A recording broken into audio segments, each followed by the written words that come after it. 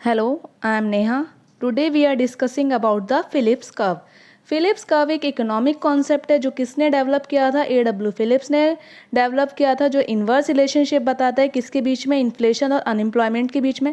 Inflation ज़्यादा होगा तो अनएम्प्लॉयमेंट कम होगा, इन्फ्लेशन कम होगा तो अनएम्प्लॉयमेंट ज़्यादा होगा। तो यानी कि दोनों के बीच में कैसा रिलेशनशिप है, इन्वर्स रिलेशनशिप है। इसका रीज़न क्या है, बूम के दौरान क्या होता है कि लेबर की डिमांड बढ़ जाती है, लेबर की डिमांड बढ़ जाती है तो वहाँ पे वेजेस भी क्या हो जाते हैं, इंक्रीज़ हो जाते हैं।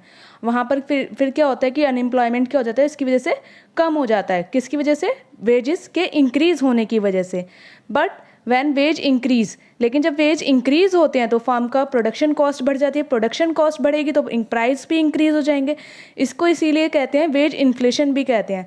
Decrease in unemployment leads to wage inflation. अगर अनएम्प्लॉयमेंट कम हो रहा है तो क्या हो रहा है, उसकी वजह से वेज इन्फ्लेशन को वो बढ़ावा दे रहा है। वेजेस बढ़ रहे हैं तो कॉस्ट ऑफ प्रोडक्शन बढ़ रही है, तो लेबर का इनपुट फैक्टर वेजेस बढ़ेंगे, जैसे ये दे रखा है, आप इसको समझ लेना। नेक्स्ट स्लाइड पे मूव करते हैं, नेक्स्ट पेज पे हम।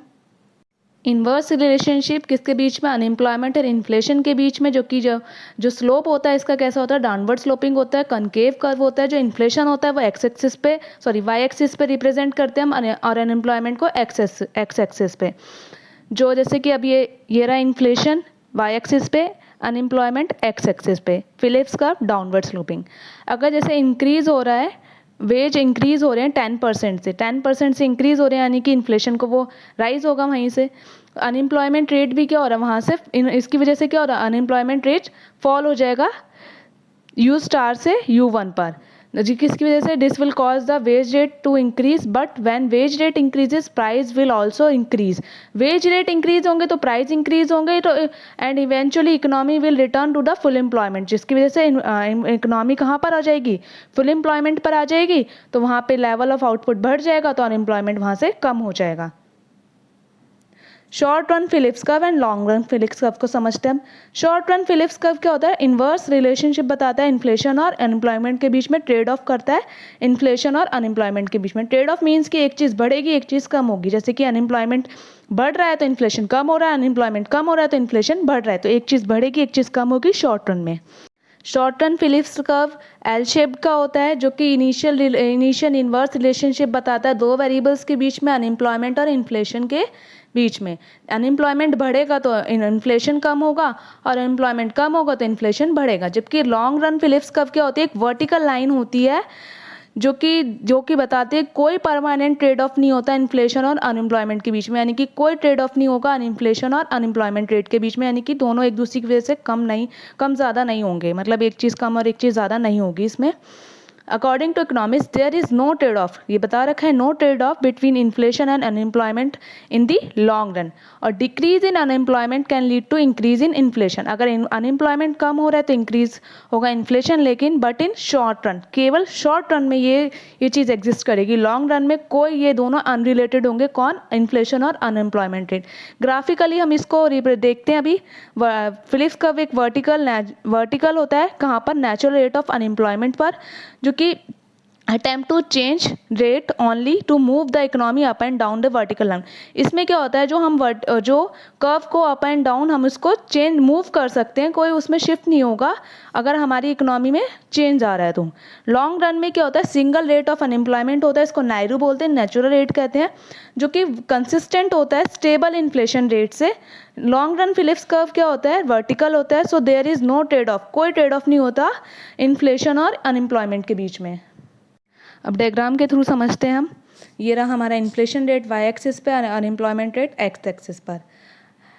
Economy start at point A and initial rate of unemployment inflation rate. Economy start हो रही है एक पॉइंट ए पे, यहाँ पर हमारा ये रहा इन्फ्लेशन और अनएम्प्लॉयमेंट रेट पे इक्विलिब्रियम दे रखा है।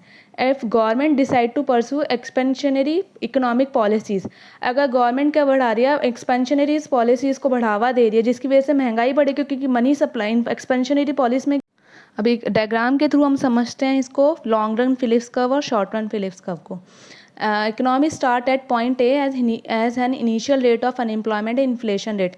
इकोनॉमी एक पॉइंट पर ये रहा, ए पॉइंट पे ये रहा इनिशियल रेट ऑफ अनएम्प्लॉयमेंट और इन्फ्लेशन रेट दे रखा है। अब गवर्नमेंट डिसाइड करती है कि एक्सपेंशनरीज पॉलिसीज़ को लाएगी वो इकोनॉमी में, तो इसकी वजह से क्या होगा, एक्सपेंशनरी पॉलिसीज़ क्या होती है, मनी सप्लाई को बढ़ाना कहाँ पे, इकोनॉमी में, जिसकी वजह से क्या होगा, मनी सप्लाई बढ़ जाएगी तो इन्फ्लेशन बढ़ जाएगा, क्योंकि लोगों की परचेजिंग पावर बढ़ जाएगी तो एग्रीगेट डिमांड बढ़ जाएगी। Shift to the right, this is shown as the movement along the short run Phillips curve to the point B. अब ये मनी सप्लाई बढ़ेगी तो लोगों की परचेजिंग पावर बढ़ेगी, तो यानी कि इन्फ्लेशन बढ़ेगा, राइज होगा, तो ए से बी की तरफ मूव कर जाएगा, जो कि अनस्टेबल इक्विलिब्रियम है।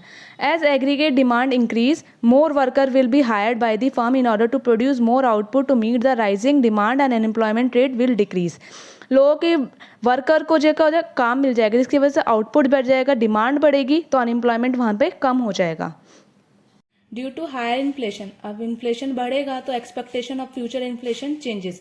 अब महंगाई बढ़ रही है तो एक्सपेक्टेशन, लोगों की उम्मीद भी क्या होती है, उसके अकॉर्डिंग चेंज जाती है। When shift to the SRPC, short run Phillips curve को बोल रहे हैं हम, to the right from the unstable equilibrium point to B to the stable equilibrium point C।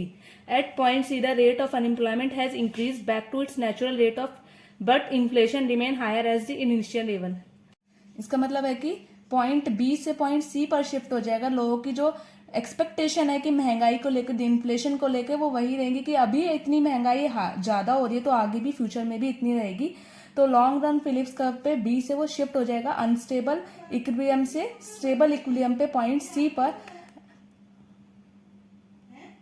Point C पर पहुंच जाएगा तो वो क्या हो जाएगा, rate of unemployment has increase back to its natural rate. जो अनएम्प्लॉयमेंट रेट है वो अपने नेचुरल रेट पर आ जाएगा, but inflation remain higher than initial level. तो इन्फ्लेशन क्या हो जाएगा, इनिशियल लेवल से ज़्यादा हो जाएगा इन्फ्लेशन। इसकी इम्प्लीकेशन पढ़ते हैं। इम्प्लीकेशन क्या होता है बताते हैं कि मेन इम्प्लीकेशन है जो particular level of unemployment will influence a particular rate of the ways increase, sorry.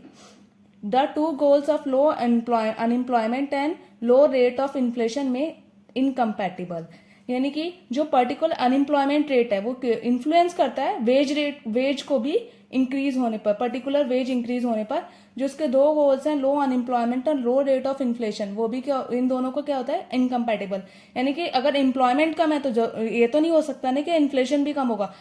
ये दोनों चीज कंपैटिबल है ही नहीं, दोनों चीज एक साथ एग्जिस्ट कर ही नहीं सकती, क्योंकि अगर इन्फ्लेशन कम होगा तो अनएम्प्लॉयमेंट ज्यादा होगा, और अगर इन्फ्लेशन ज्यादा होगा तो क्या होगा, अनएम्प्लॉयमेंट कम होगा। तो ये दोनों आपस में कंपैटिबल है ही नहीं। This is all about the Phillips curve. Thank you for listening me. Like करें, कमेंट करें, सब्सक्राइब करें मेरे चैनल को, और जो भी डाउट है वो डिस्कस करें, उस पर मैं नेक्स्ट वीडियो बनाऊंगी।